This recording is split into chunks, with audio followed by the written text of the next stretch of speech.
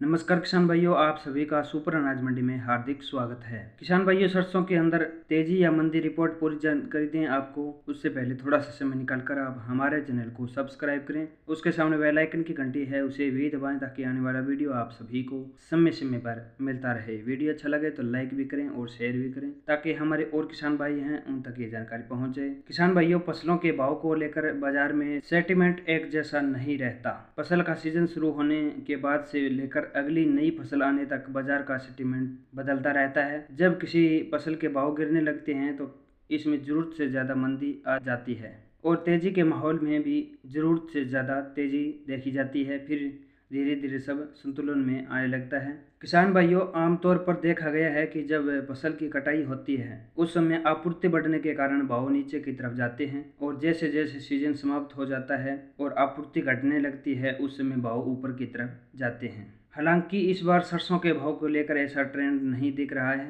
वजह है विदेशी बाजारों से आ रहा दबाव। भारत में 60% से ज़्यादा खाद्य तेल विदेशों से आयात होता है, इसलिए खाद्य तेलों का भाव विदेशी बाजारों में चल रहे घटनाक्रम से प्रभावित होना लाजमी है। यही बड़ा कारण है कि भारतीय बाजारों में सरसों के फंडामेंटल मजबूत होने के बावजूद भी सरसों के भाव बढ़ नहीं पा रहे। एक तो विदेशों से ज़्यादा सप्लाई का दबाव आ रहा है, दूसरी तरफ सरकार भी घरेलू बाजार पर सख्ती नज़र बनाए हुए है और हर हफ्ते तेल तिलहन के भाव की समीक्षा कर रही है। वायदा बाजार में सरसों को बहुत पहले ही बाहर कर दिया गया था और सरसों पर बहुत दिनों से स्टॉक लिमिट को जारी रखा हुआ है। आए दिन छापेमारी चलती रहती है जिस कारण बाजार पर दबाव और बढ़ रहा है। किसान भाइयों, इंडोनेशिया की तेल को लेकर गलत नीतियों ने तेल तिलहन के भाव को बटादार कर दिया है। पाम तेल के निर्यात पर 3 हफ्ते के बैन के बाद इंडोनेशिया में स्टॉक इतना बढ़ गया है कि भाव अभी तक नहीं संभल पा रहे हैं। डॉलर के मुकाबले मलेशिया की कमजोरी होती करेंसी भी भारतीय खाद्य तेल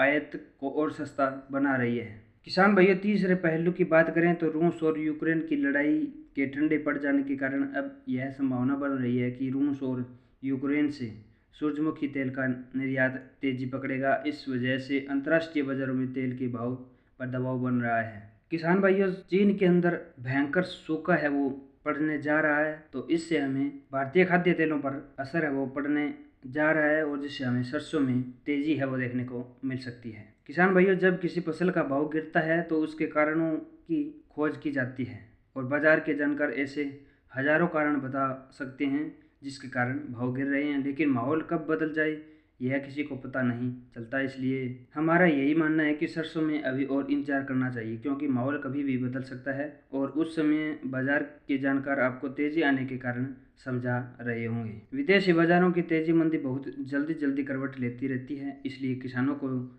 ज़्यादा उतावला नहीं होना चाहिए। अगर आपने सरसों का स्टॉक करने का रिस्क उठा ही लिया है तो थोड़ा सा इंतजार और करना तो बनता ही है क्योंकि नई फसल आने में अभी लंबा समय बचा हुआ है। बाकी किसान भाइयों, व्यापार अपने विवेक से करें क्योंकि आपका नफ़ा और नुकसान आप हमसे बेहतर जानते हैं। किसान भाइयों, सरसों के अंदर हमें आने वाले समय में धीरे धीरे सुधार की तरफ बढ़ेगा और यहाँ से सरसों में हमें तेज़ी ही देखने को मिलेगी। सरसों में ज़्यादा बड़ी तेज़ी के लिए हमें थोड़ा सा इंतजार है वो करना पड़ सकता है।